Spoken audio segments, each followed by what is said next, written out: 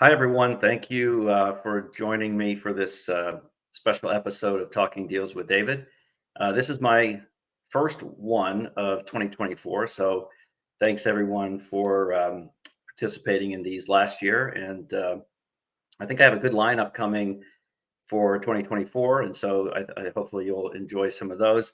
And we're also closing in on, I think, 30 since I did my first one at the tail end of 2022. So I'm still having fun doing it. So as long as everybody's enjoying these and learning something from them, I think we'll continue. But today, as you could probably tell from my posting, um, I really hit this one hard, and I think it's because I just have such enthusiasm for our guest Peter Connor, not only for the book that he wrote, but just following you, Peter, and sort of your perspective and the way you think about practicing corporate law in particular is really inspiring to me, and I think to a lot of other people. So thanks so much for joining us all the way from Australia today.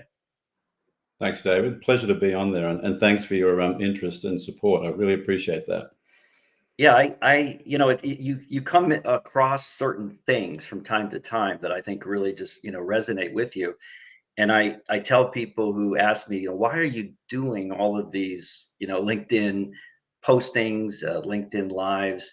And a lot of it is some of the things that you talk about in your writings, in your book, but just a sense of curiosity, desire to learn, not get bored, find new areas that you can develop skills and expertise in. And I think when I came across you on LinkedIn, might have been some of your posts or something else, and I think you were gracious enough to send me a copy of the book earlier on, and it was a really interesting read, and I think gave me some vocabulary, and we'll talk about that to use when I'm thinking about how can we practice corporate law, in a different way, and how can we be more valuable to our clients, whether we're in an in-house environment or working as I do at a global law firm. And you've done it all. You've been in-house. You've been in a corporate law firm, and now doing, I guess, coaching, consulting through Alternatively Legal. But maybe take us a little bit through kind of your evolution to get to where you are today and the work that you're doing. Yeah, thanks, David. So you're right. I mean, the ideas in the book and the ideas in my sort of programs and workshops and stuff really do emanate from my experience as a lawyer, but initially with Baker and McKenzie in Sydney and then up in Hong Kong. And then for about 25 plus years working in-house in sort of regional general counsel roles for Sun Microsystems and for Citrix Systems, two US tech companies. And I had the good fortune to work in the States for a little while, in Hong Kong, in England, Switzerland, and in Australia. So that was a great experience. And really, I stumbled across these things. They're just things that worked for me. And I realized as I was doing it that kind of, there was something in this. It made a difference. It made the work fun, interesting. And I realized that clients appreciate it more. And I got the confirmation of that, winning that sort of CEO, Sun Microsystems CEO Business Leadership Award, where I was literally interviewed by the entire C-suite, right up to the CEO, who famously did not like lawyers. And I thought, well, look, there's no way I'm going to get this award. He'll scupper me at the final hurdle. But he didn't. And he said, the way you're working and the way you're thinking about this is different to most lawyers. And so that was kind of a little spark for me then. So, and I started writing, that's back in a long time ago in 2004, but I started writing about this, about business partnering and a few little things. But yeah, so that's been my background. And about 9 years ago, I didn't want to keep working as a lawyer. And I thought I'd start, getting these ideas out there. Initially, as workshops that I sort of run for corporate legal teams mainly. And I've been doing that for the last 9 years all over the world. And then I have worked with a few firms, most recently, including Rajatan Asia. And they're a law firm of about 1,000 lawyers. And we've rolled out my T-shaped lawyer framework as their professional development program. And we could talk a bit more about that later. Well, it's a terrific background, and I can see why, in a way, that T shape was sort of forming, around you, given the different, tasks that you were doing, the different environments that you were in, and you talk a little bit about in your book, that you benefited from being, maybe it was the tech background a little bit, but it was just the companies that you were in gave you that freedom, that space, to explore some of these areas, and it's interesting how that comes together with what you were interested in too. Um, I guess for people that are watching, if you want to drop any comments or questions, you can do that, and I'll try to monitor those as they come. But I think Peter and I both, it'd be great to get sort of your feedback and experiences and questions if you have them as we go, because to me, this is just a transformational way of thinking about how you approach not only your legal work, but it really goes to what work do you do? What work is most valuable to your clients? And again, that could apply in an in-house setting to your business team, or in an environment that I'm in, actual clients that are, retaining your law firm. But Peter, I guess one thing is you talk a lot about the why. Why do we want to do this? Why is this valuable to do? One thing that jumped out at me, and I tried to cover that in one of the posts I gave, is why why isn't it sufficient just to keep working hard to be a better lawyer, which is what I've tried to do, most of my career. Learn more law, figure out every intricacy, learn from mistakes as you're negotiating an M&A deal or other transaction, and just keep drilling harder and harder and harder to be a better version of a corporate lawyer, or a deal lawyer in my case. It's a bit hard to kind of accept the fact that, is that not enough? Is that, in the world that we're in, is that not going to be sufficient, as we move forward? Yeah, it's a great question, David, and it really goes to the heart of that question of why. Um, and it's funny, it's this legal excellence thing, right, that everyone's focused on. And yet that's not the thing. When you think about it, and I'm sure you and others on the call, if you're senior in senior roles, whether you're a partner in a firm or a senior lawyer or a GC in house, you know that the thing that makes the difference is not the quality. You've got to have, obviously, a reasonable quality. Your legal work has to be sound. It has to be based on good sound legal principles. It has to be accurate and all the rest of it. But that's not going to make the difference. Going one step further and fine tuning that to another level is not necessarily going to make the difference for clients, for the business and the executives and the functional executives. And it's not necessarily going to make the difference in your career in terms of promotion. What's going to get you promoted, what's going to get noticed and valued by the clients, is not that legal excellence. It's not that extra bit of legal excellence. It's, if you like, business excellence. And that's not the same thing, as we were talking about earlier, as understanding the business and then feeding that into your legal work.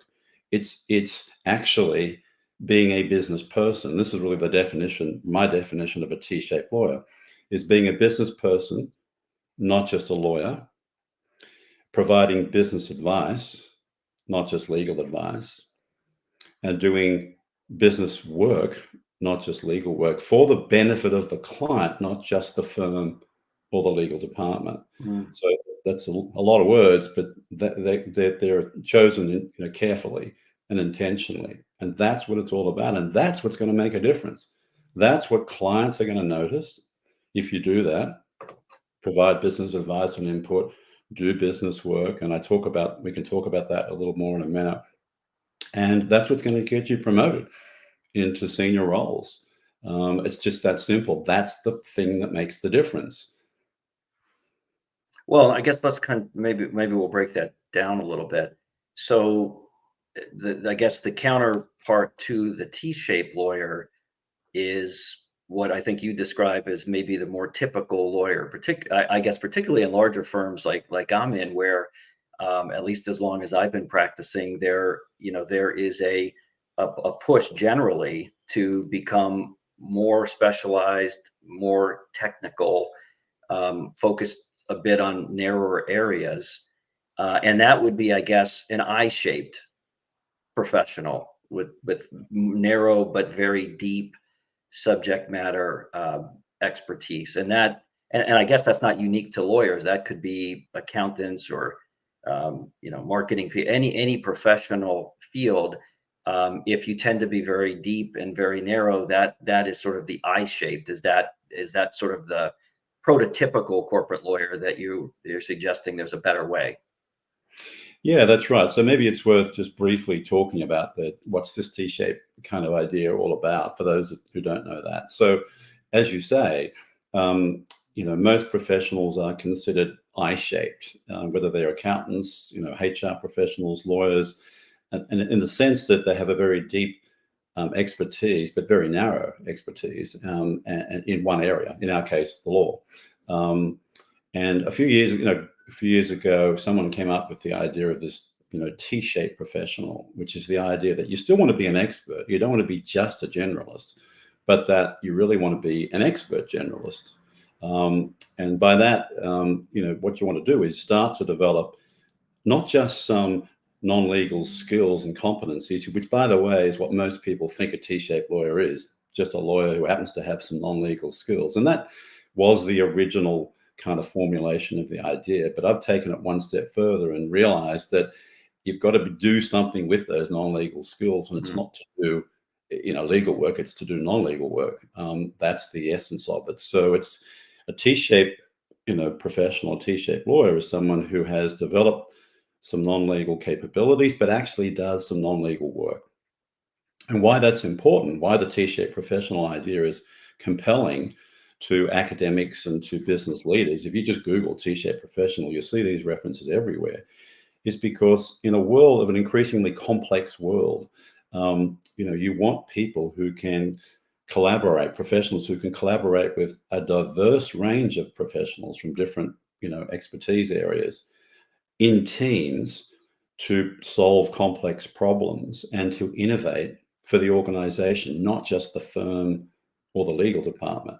And that's the power of the T-shaped professional. Or a similar idea that I mentioned in the book is this expert generalist, which was a term coined by the chairperson of Bain and Co, the management consulting firm. And I've sort of applied that concept to the law by calling it a legal expert business generalist. And that might be another idea that helps people get their head around this thing. So it's not like you're trying to be an expert in any of these areas of business, but you are trying to develop, a generalist capability and Mm. understanding and an ability to contribute beyond your narrow legal lane.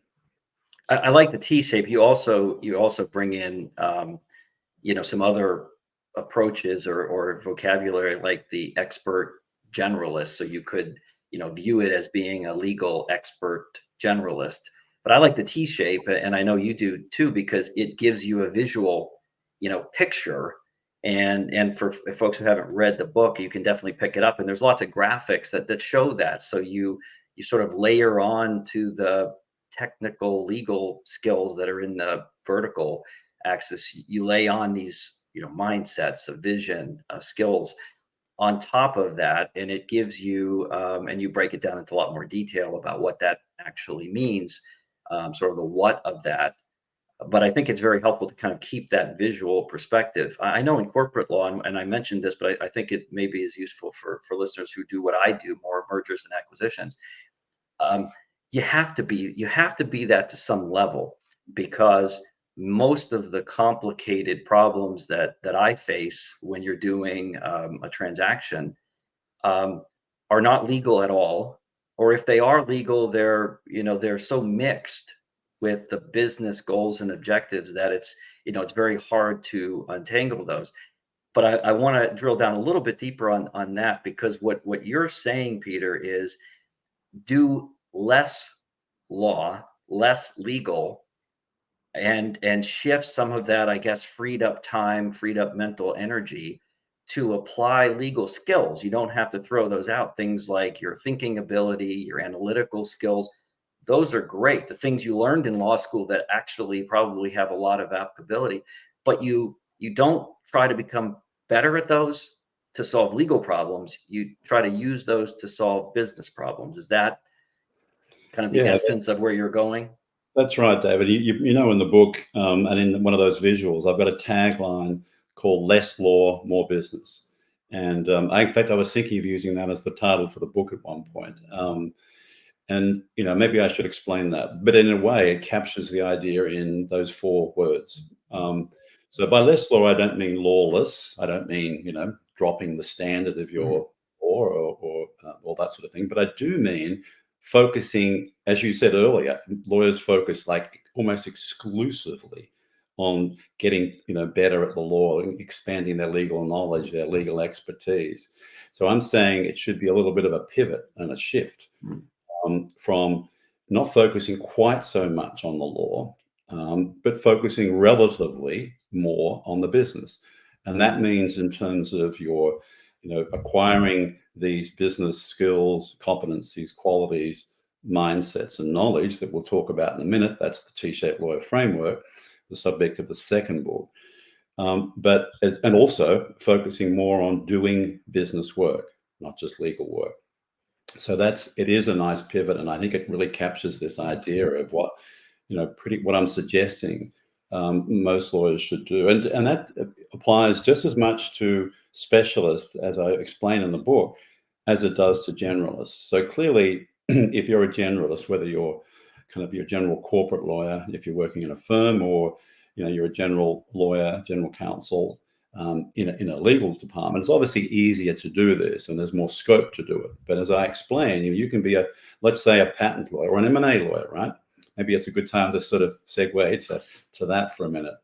And yeah, sure, your focus is on the deal and getting the deal structured and the contract or arrangements all in place. But when you think about it, you can contribute so much more than just that narrow legal thing if you've got the right mindset, what I call the business person mindset, and if you're thinking more broadly about that deal, which is not just about the legal issues, as you rightly point out, it's part of a bigger. In fact, if you sort of broaden the scope, you think it starts from like the selection of the target, and that's a whole area that typically most lawyers don't get involved in, but you Mhm. could, depending on whether you're engaged, whether you have an opportunity to do so, and then all the way through to integration at the end of the deal, which Well, again, look, typically don't think much about.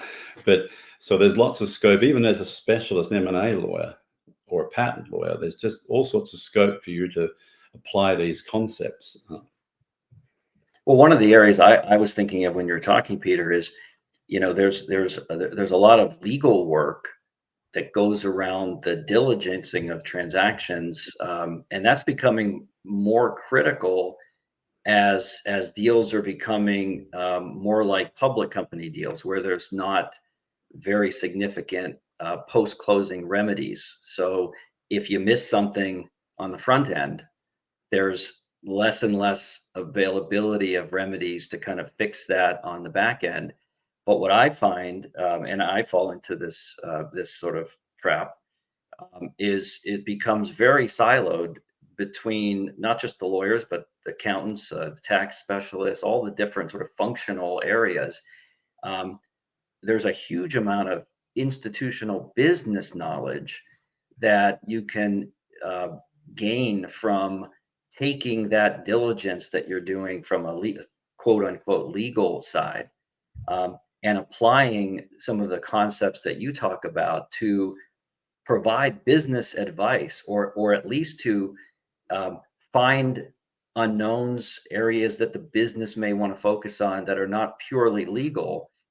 And the experience that you've developed from doing multiple transactions, similar industries, even different industries, gives you a unique view into some of those business areas that many lawyers might say, that's not my purview. That's someone else's responsibility. And I think a lot of value is destroyed as a result of that. And lawyers, I think, especially business lawyers, are kind of at a focal point where they have access to a lot of these different areas and could really provide significant business value outside of the legal work that they're doing. Exactly, David.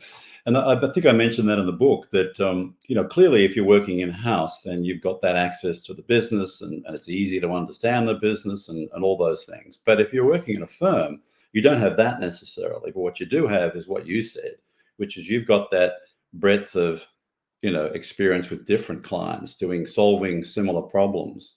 And that's your unique asset, as it were, and what you can contribute above and beyond the narrow kind of definition. I use that expression in the book about, I don't know who say it, I didn't come up with it, but it's a saying that corporations don't have legal problems, they have business Mhm. problems.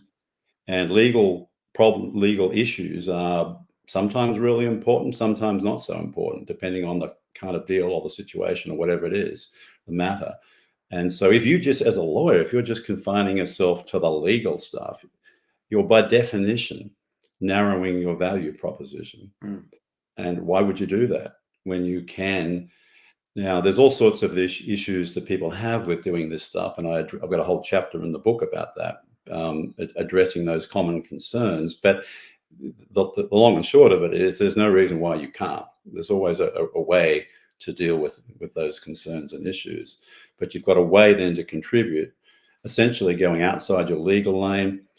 I called it sort of working in the business, not on the business, wearing two hats, if you will, if you like metaphors, not just the one hat. And so there's all these different ways of thinking about it.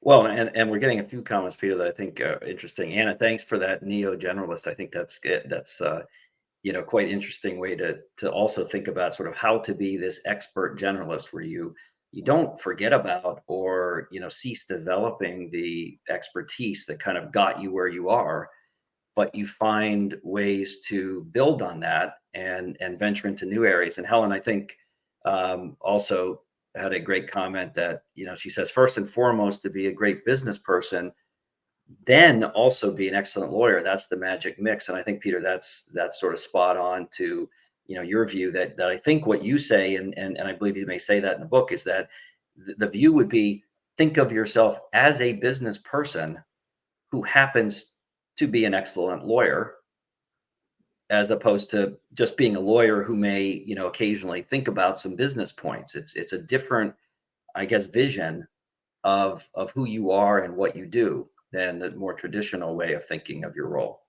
That's it. That's it, David. And that's exactly the expression I use in the book. Think of yourself as a business person who happens to be a lawyer. Now, that's a big stretch for people. I've done this in workshops with legal teams, and for some people, that's incredibly shocking and confronting. But it is. I mean, that's, if you can get to that point, and that's a mindset thing. That's essentially when I coined this expression, the business person mindset, and I talk about it in the book. There's a whole chapter on it. And I kind of go into how you can literally assess yourself. I don't have the assessment criteria in the book, but you can. There's a list of things you can go through and you can assess depending on how you look at things. And you can tell, are you a business person or are you just a lawyer? That's the contrast. If you can get to a point where you have a business person mindset, which in essence is where you actually think of yourself and you think of yourself as a business person and you think like a business person. And that is, really all about the idea of not just thinking about the legal task that you've got in front of you or tasks. That's just a lawyer mindset. It's thinking about the business of your client, and if you're in-house, that's thinking about the business of the company you work for on a daily basis. Think about the challenges and priorities and all those things, and pay attention to that and go into work each day thinking about that. That's a business person mindset. Mhm. If you have that mindset, then doing business work and providing business advice will just flow naturally. You won't even have to think about it. It just happens. It really is. And that's why you mentioned the graphic earlier. So that for those who haven't seen the graphic of the T-shaped lawyer, it's on the vertical axis is legal, doing legal work, giving legal advice. And then on the horizontal axis, the base of the horizontal axis is the business person mindset. And then it's two categories of business work. It's internal business work, which is really in the in-house sense is what we call legal operations these days. So all that stuff that's called legal operations is really internal business work. It's not legal work, it's business work. And it's, it's knowledge management, it's expense controls, it's all that talent development, all that sort of stuff, right? And then there's client business work, both of which are important. I tried to spell these terms out to explain their importance. So it's client business work that we're mainly talking about here, which is business partnering, the idea of providing business advice and input, which can be done, like literally every lawyer can do that, and probably and does do that, easily, right away. And then there's business leadership, which is something where you're taking more time and you're literally sort of initiating something to go and solve a business problem, or implement or create a business opportunity, and you're leading that initiative, pulling in the relevant people to do that, and that's the other end of the spectrum of client business work. So yeah, that's maybe I'll stop there for a bit. Well, I started thinking about this, not with the analytical, rigor that I think you bring to it. And I mentioned that the book is absolutely a great read. I think it's extremely well written, Peter, but it's a challenging book, and not just because it has a lot in there that you have to sort of work through, if you want to sort of get to the other side, but I think it also forces you to think about yourself and what you may believe is valuable, um, and have to perhaps confront a difficult reality that, well, maybe that's actually not valuable to other people, or at least not as valuable as I might think it is. And so there's a little bit of psychology, or a lot, I think, when you think about that, because you've spent so much time, in our case, going to law school and working at a large law firm, 60 hours a week or whatever you're doing, and spending so much time mastering the law and the technical side of what you're doing, that you almost just naturally fall into the idea that that is what I'm valuable for.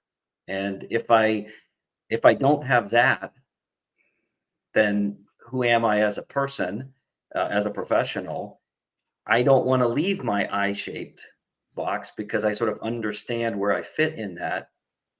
And I think that's a difficult thing. And you talk about that as being the human transformation element. So it's different than the digital transformation that we're just bombarded with, and we're seeing a lot now, because that's how do I stay in my I box, my I shape, box, but I do it better and more efficiently. What you're saying is you have to get out of that. You don't discard it, but you get out of it, and it's in a more uncertain area. And I think that's a tough sell for a lot of people who are, maybe lawyers in particular, who are very sort of, they like being lawyers and they like being known for their technical expertise, and you're stripping a bit of that away, or at least asking them to redeploy that in a different way. Well, yeah, great, Dave. And it's impressive how well you've understood the concept, because believe me, I've had people who've read the book and missed a lot of these key points. So you've really obviously reflected on it. So fantastic. And thank you for that. Let me just make a few, there's many things I could say in response to that, but just a few points. Firstly, yeah, it goes to the question of, like, what's your purpose?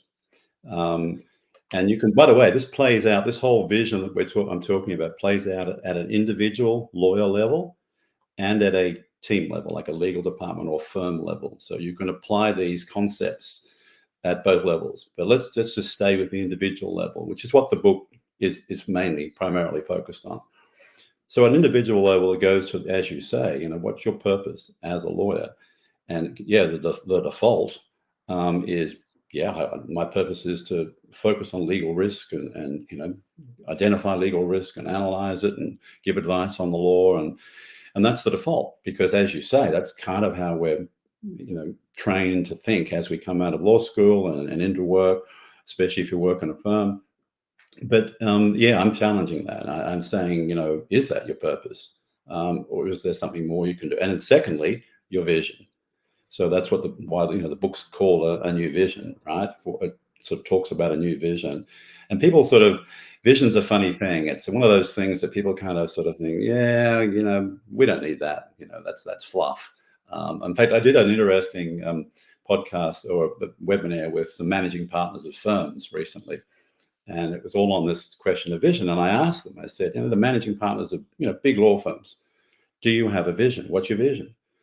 And I would say more than half just didn't, and didn't even know what a vision was. Frankly, they were confusing with mission and different things. And those that did have a vision, it was sort of, they struggled to remember what it was. It was something that they kind of did in the past and it was filed in a drawer. And those that could remember it, it was really just essentially about being the best law firm and providing excellent legal advice. So, that's why I say it's really important to go back to basics and think about, what are you trying to achieve here? What's your purpose? What are you, if you are trying to change, what are you trying to change to? And I talk about, the importance of adding value and how that is such an incredibly powerful change objective. Because how can you add more value? Sure, you provide a certain amount of value by doing legal work, but you can provide so much more value if you think of yourself as a business person and you get into this business space. That's the opportunity to add more value. And yes, that does involve changing, pivoting from that I-shaped kind of idea of a lawyer to a T-shaped lawyer. Is threatening to the identity. In fact, in the second book, I talk about adapting. And there's a book called The Adaptation Advantage, a great book that I refer to in the second book. And which it says something like this, that, it's adapting to these changing, circumstances we all find ourselves in is absolutely imperative. And the biggest obstacle that is your identity. And as soon as I read that, I thought, bingo, that applies so much to lawyers. Because it's all part of our persona. It's part of who we are. We've spent a lot of time. We've done well to get into law school, and we're in an elite group of profession, and yet you've got to sort of let go. Like the book talks about letting go of that identity, not getting rid of it, but just letting go of that as your primary identity, and sort of coming up with a new idea for yourself. So my final thought in response, it's a long response to your question, is this is why it's so important to have a new vision like the one I'm proposing. Because if you don't have a new vision like that, then understandably, people are going to be reluctant to let go of their current idea. They're going to be reluctant to change their work. And I think that's one of the biggest obstacles to people. Until you come up with an alternative, which is what I've tried to do, then who would give up on their kind of legal work, and you'd stay focused on it. So hopefully this new vision is empowering enough for legal leaders to sort of work with the lawyers that work with them to say, hey, there is this new vision. Here's new stuff you can do, which, by the way, becomes even more powerful when you think about generative AI and the encroachment that technology is having on traditional legal work. Well, that may help, I guess, in terms of, prompting, to use a generative AI kind of term, people to think about, what you're writing about, Peter, because it may give a feeling that change is quicker. You talk about it, I think, as it's not continuous change. It's sort of like a disruptive. It's not It's continuous. discontinuous. Yeah, discontinuous. So it's a very interesting way to think about how the world is moving differently than might have in the past. But I started thinking about this back in maybe 2012 or 2013. I happened to come across, I wrote about it just very briefly on LinkedIn one time, but there were some studies talking about, whether the market, whether companies, whether the consumers of legal services in the corporate world, value those services. And there were some statisticians and mathematicians who looked at that, and they did some analysis of merger agreements with public companies, and looking at the law firms that advise them, looking at the terms, trying to hold things constant, doing some analysis to see whether or not any of those things filtered through into actual value. And it turned out that no, it didn't. So I thought to myself, well, that's not very good. That's what I'm doing. So all of the heavy thought on, this particular provision or how to do this, and again, not to say that that is not, critically important. It's certainly something that you need to do, and that I take a lot of pride in, and other, lawyers do too. But that was a shocking realization that what I thought was valuable, nobody else that really mattered in terms of the client community, thought was valuable. And so fast forward, when I saw your book, it made me think. People talk about adding value. It's something I've said Mm. and other people say, but what the heck does that mean? What does it mean to add value? And I think you give a great way of thinking about it, and this is one approach, but maybe talk a little bit about that. What does it mean to be more valuable, to add value, as a corporate lawyer, and how does the T-shaped vision help you to do that? Great question, David. So just before I answer your question, yeah, this whole idea of sort of, you know, doing great work and thinking that's what clients want, um, is really part of the disconnect, the fundamental disconnect you have. I see it in an in-house context. I'll give you an example where I do these workshops, right? And quite often the lawyers in the workshops will come up to me and say, we just feel underappreciated. The business executives, they don't really understand and appreciate the value of what we do. And I say, well, isn't that a red flag? I mean, shouldn't that get you thinking? Because they're thinking, look, it's the clients that don't get it. They just don't get the value of what we do. And I say, well, maybe what you do is not necessarily what they really value. And of course, that's a nice segue into what I'm talking about. But I see that time and time again.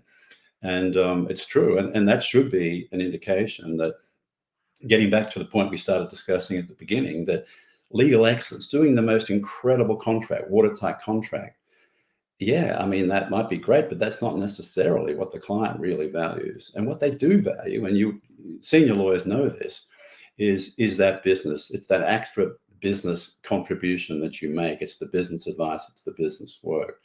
That's the thing they really value. And so, or in simple terms, it's kind of, so what do you think I should do? You know, answer that question. That's what the clients want to know. What do you think I should do? Not, yeah, there's this legal risk and, blah, blah, blah. It's, what do you reckon I should do? Mm. And as you get more senior, in roles, and that's what clients want to hear. The business ultimate client wants to hear that. So that's the first thing I'd say. Secondly, in terms of, yeah, how does the T-shape value, back to value? So value, yeah, it's a term that's abused, and adding value, people just use it loosely. And it's sort of lost meaning as innovation, transformation, all these words have, to me, lost a lot of meaning, and why I try and be very precise. I've come up with this glossary, which I'm slowly releasing on LinkedIn, around what I think are some useful definitions for these ideas. And value is one that I think it boils down to something quite simple. Its value is something that's important from the perspective of your client. That's value. So it's almost sort of what we were just talking about. It's from their perspective that they consider to be important. So that's, and then if you can provide, and how does becoming a T-shaped lawyer help you to provide more value? Well, it does, because you're providing, as I just said earlier, what they really want, which is they want business input. They want business. They want to know what they should do, and in practical terms. And you work the legal analysis into that, of course. It's not that you blinkered on that. And the great thing is that if you do this well, what you find is that it does actually help your legal work, and because you're involved earlier in deals, you're involved, you have a better relationship, with these business clients, and you're able to influence things in a way that you wouldn't be if you were just a narrow eye-shaped lawyer who, would only get to see the deal at the absolute last minute. And so there's a lot of opportunity there to do that. Well, one of the best, stories I think that I really enjoyed in the book was, you know, you can win different kinds of awards. You mentioned one at Sun Microsystem, for the Business Leadership Award, but a lot of lawyers focus again on, best lawyer. I came up with an innovative deal structure. I always get, jazzed about that. I've come up with some kind of, way to structure something to accomplish some result. And I feel very good about that.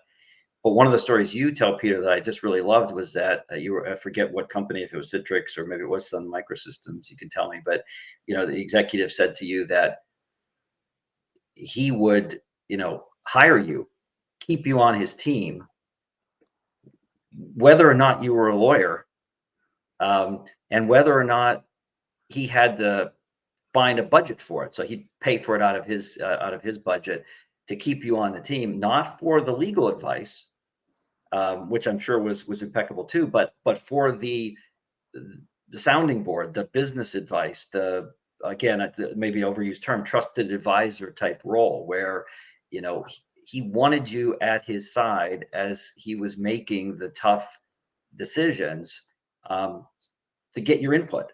And that seems like an awesome award. It's not really an award, but that seems like an awesome recognition, that we all can aspire to. That's a meaningful kind of recognition. Yeah, thanks, David. That's exactly right. It was sort of the biggest compliment I think I ever got paid, really, which was to have him say that to me. And that is, if you like, the ultimate kind of acknowledgement that you are a T-shaped lawyer. Um, and you mentioned trusted advisor. I mentioned that in the book. I mean, people again use that term kind of very loosely. And I kind of there's a great book, by the way, which I reference in my book called The Trusted Advisor by David Meister and a couple of other guys. And the key takeaway from that book for me was confirmation of what I'm saying, which is that it's not about your functional expertise and excellence. That's sort of step one in a four-step process to get to a trusted advisor. And the only way you get, won't bore you with the details, but it's in the book. But to get to a trusted advisor, no surprise, what you got to do is focus on business and be able to not only understand the business and use it in your legal expertise, but to actually contribute to the business.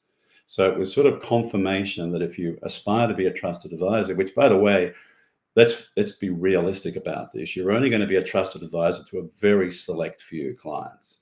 But that isn't a good aspiration to have.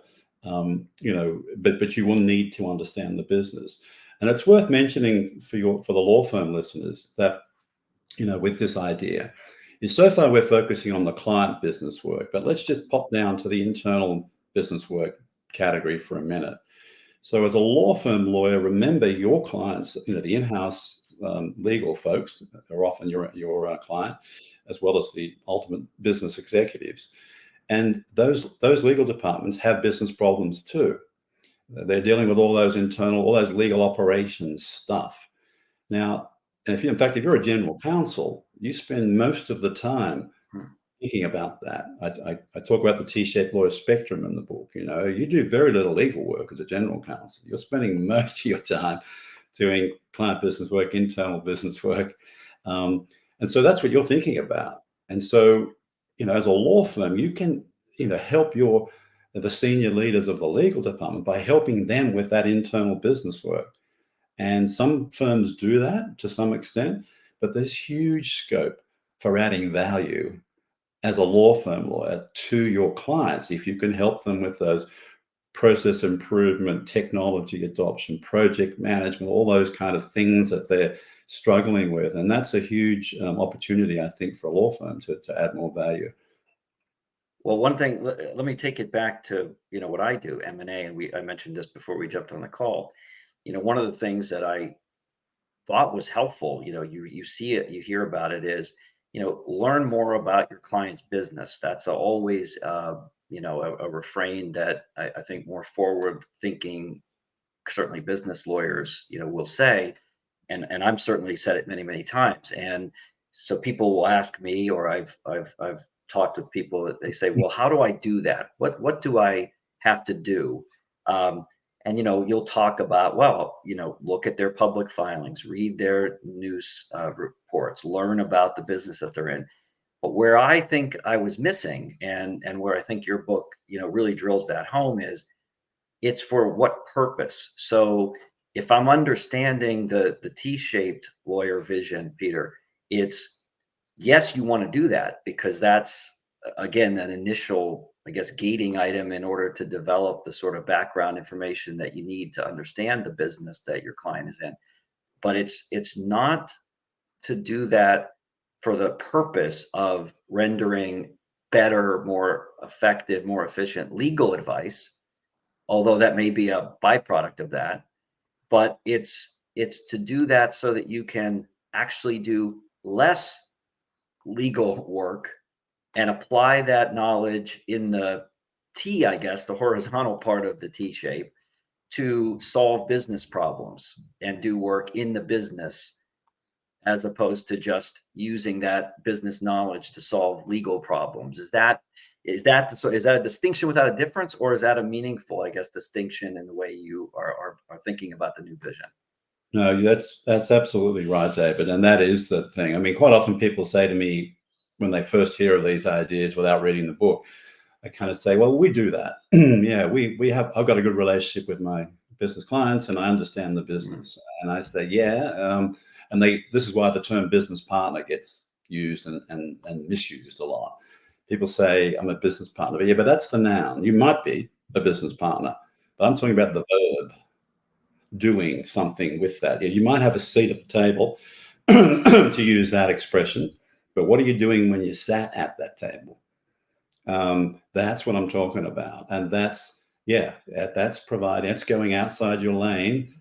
It's going beyond legal work and giving legal advice to use that knowledge, as you say, to provide business advice and input, and to do business work. Some of which you'll do in connection with the legal work. Quite often, it's all mixed up and interspersed, right? In fact, more often than not, it is, and I explain that in the book. But sometimes it's not. You can be in a meeting and you can see a business problem with what's being proposed. It's got nothing to do with the law. And why would you just keep quiet then? I mean, surely you'd point something out, or you'd make a comment or ask a question, or there's many different ways to do it, as I explain in the book. But, kind of, yeah, that's the point, is to, sure, get to know the business. And as I explain more in the second book, client knowledge is one thing I drill into in a lot more detail. There's sort of macro and micro. So there's the macro, yeah, read the public documents and kind of understand that very high level stuff. And there's micro, which is drilling in, the business executives, or in the case of a law firm, even the in-house legal folks that you deal with. What are the business problems they're dealing with? What are their challenges? Do you understand their work? Now that's when it gets that's the micro side of things. That's when it gets really powerful. And this all segues into innovation. And then we don't have time to get into that, but this whole thing kind of aligns and gives you a very powerful way to innovate, to add value, and to contribute, and to basically enhance your contribution, enhance your career. Um, Prospects, make more of an impact with your work. And the other thing is, it's setting yourself up, preparing yourself as much as you can for the future. If you're a narrow eye-shaped lawyer, I mean, goodness me, that you got to be a little bit worried about, your future if you're just going to stick to that kind of thing, especially as we can see with generative AI that, yes, it's got its flaws, but it is encroaching, as Susskind talks about, increasingly capable machines, encroaching on traditional legal work. That's absolutely the case, and will continue to be so. But if you've got some other things to offer, then that's diversifying. That's making yourself more adaptable. That's enhancing your prospects for the future, whatever the future may be, which we don't know. So I don't predict the future, but I'm trying to give people some ideas that where you can create your own future. Well, I like that, Steve. I wrote a little bit on one of the posts when we were talking about this session, Peter, where Steve Jobs had so many good quotes about things like that. But I remember him talking in an interview or someplace um, about how you can sort of poke at life, or you can sort of actually do something, create some ripples and influence it, so it's not just happening to you, but that you sort of have a force that can impact that. And this to me seems like something that is like that. What I love about the book is you can't jump ahead either. So for people, that you have to read the book, and then Peter, you could talk about this sort of the second part. Maybe we can do another one, because you're constantly thinking about how do I do that? What do I need to do to change, how I am? But first, you need to think differently, and then I vision the second book. I haven't read it yet, but to be different or act different, do things different to accomplish that, is really interesting. But you can't skip to the second piece. You have to have that vision. You have to have that real set understanding of why you want to make a change, and what change you want to make, before you kind of jump ahead into that. But I think that's a very interesting. It was a very empowering, I think, transformative type, book, and that's why it really resonated with me, and I hope with a lot of other people, Peter. But is that why you wrote it? Is it with the idea that you really wanted to kind of impart that change, the things that you had been able to experience in your career?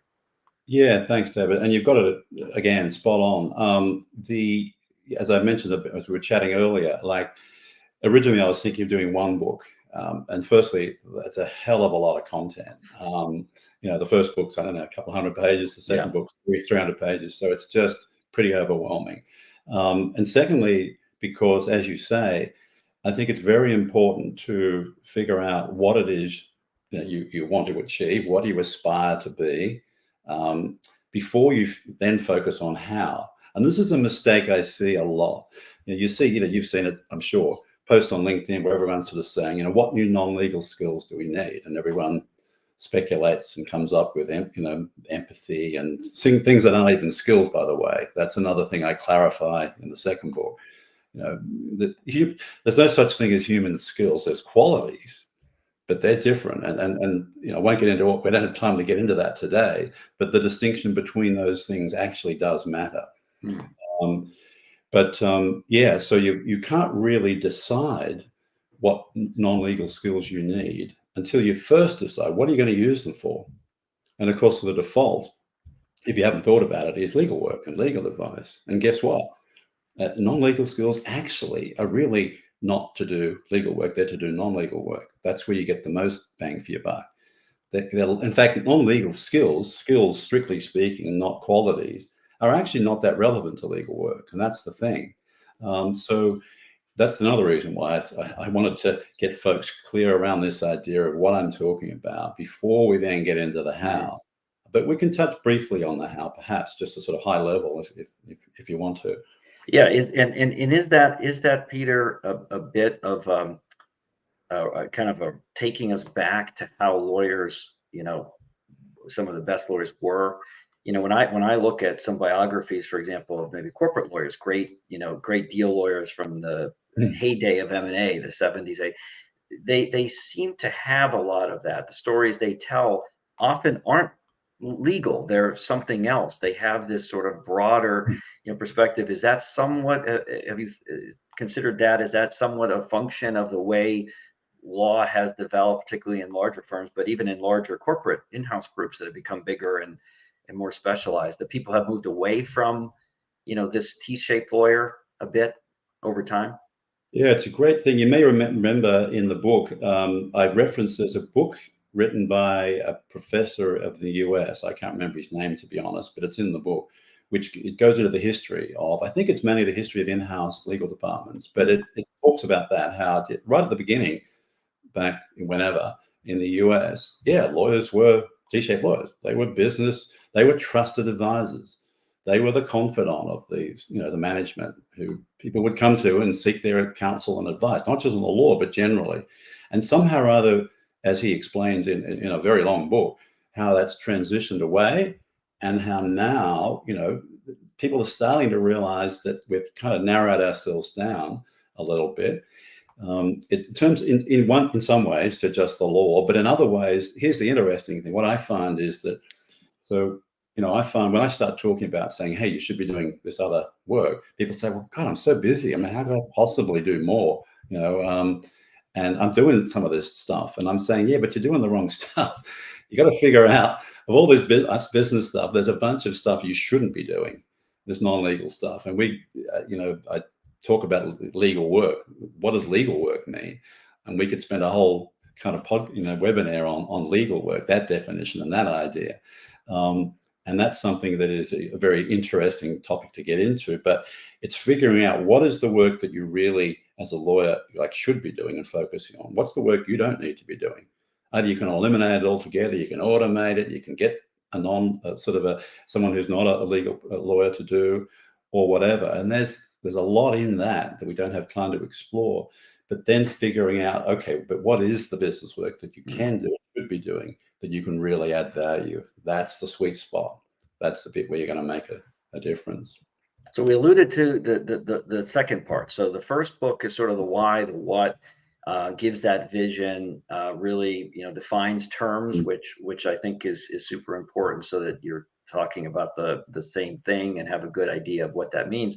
So maybe as we wrap up, Peter, what's the second? So the second book is that part that I want. But I sort of been, as you're reading through it, you want that how. And Yeah. I take it the second part is this how. What do I actually do? What practices, what skills do I need to develop to get to that, position of being a T-shaped lawyer, being that trusted advisor? Great. So I should say, before I answer your question, there's enough in the first book about how, in one sense, the answer to how is, I would say, just do it. Like, get out there. There's enough explanation of what business partnering and business leadership is to do, and to get out, no matter how junior or senior you are. You can, as I say, engage in business partnering, the verb. You can do that more and more and more if you're conscious about it and you're thinking about it. So how is partly, go ahead, look at the business. Have you got a business person mindset? If you haven't, there are ways to sort of adopt that mindset. Start business partnering, look for opportunities for business leadership. That's all in the first book. So there's a lot there that you can do. The bit in this, what I'm focusing on in the second book, is really a framework. It's called the T-shaped lawyer framework, which is a specific combination of non-legal skills, competencies, qualities, mindsets, including the business person mindset, and knowledge that enable you to be better at being a T-shaped lawyer. So it's if you like, it's a professional development framework. It's the thing I've used with Rajatan, for example. They use it as the basis for all their training and professional development programs for all of their lawyers and non-lawyers too, by the way. They're non-legal professionals. And so that's kind of diving into how you can enhance your ability to contribute on the business side. And the beauty of it is that it's all based. There is actually a theory to this. It's called transformative learning. I think the guy is called Ron Heifetz, who came up with this idea, and that is adults learn differently to kids, and you learn better as an adult if you are doing it as part of a kind of vision for transformation. And again, this sort of dovetails so nicely into what I'm talking about. Because if you are doing it for the purpose of becoming a T-shaped lawyer or a T-shaped legal team or a T-shaped firm, then this learning of all these skills and competencies actually has meaning. It's not just learning for the sake of learning, and therefore it's more likely to be effective. Well, it's terrific, Peter, and I can't wait to see that. Hopefully we can maybe come back and revisit, some of the points from book one, and also delve into some of the detail in the second part. I know you're doing a lot of consulting now, advising law firms, in-house groups. Is the book second part of the book, is that sort of a framework that you then do in your coaching and in your teaching and mentoring work that Yeah, you? thanks, David. It is. So the second book, to start with, I'm going to make that available as part of what I'm calling a T-shaped lawyer cohort course. I'll be running that. If people are interested, keep an eye out for that. I'll be running one of those, at least one of those, maybe more during the year, probably April, May timeframe, and that'll be the course material. That together with the first book, where I'll be kind of merging the two together and explaining how the two work, taking it through a step-by-step kind of process. So that's one way to do it. That'll be my main focus, actually. I am doing a little bit of work privately for some very large legal department in the US. I think it's one of the largest. So kind of doing that same thing for them. And yeah, selectively, if folks are interested, I'm happy to kind of help out with that. But and eventually, I'll probably make that book available. The second book, I'll certainly give you a copy. Thank you. Yeah, thanks. Great supporter, and I appreciate that. Well, it's terrific. No, so everybody, please follow, Peter, keep up with what he's doing, and then I think we'll pop a link to your LinkedIn, and I think you have a YouTube, right, for like weird little shorts and videos and some other things. I do. I haven't sort of updated that a little bit, to be Okay. honest. But yeah, Okay. best to connect on LinkedIn, and I'm happy to Good. share that. Thanks so much. Really Yeah, appreciate it. definitely. No, this was great, Peter. Thanks so much. It's really a terrific read, and I think I mean, it's just awesome. It gives you I think a great way of thinking about practicing law, and there's a lot of interesting things, Peter, to what you did. So I'm really grateful that you put in all the time and energy to give that to all of us, and then most importantly to come on and do this with me. I know it's a bit early in the morning Australia time, so I appreciate your time very much. It's been a pleasure, David, and thanks again for your support and Thanks. Okay, thanks everybody. Thanks for joining us. Thanks, Peter.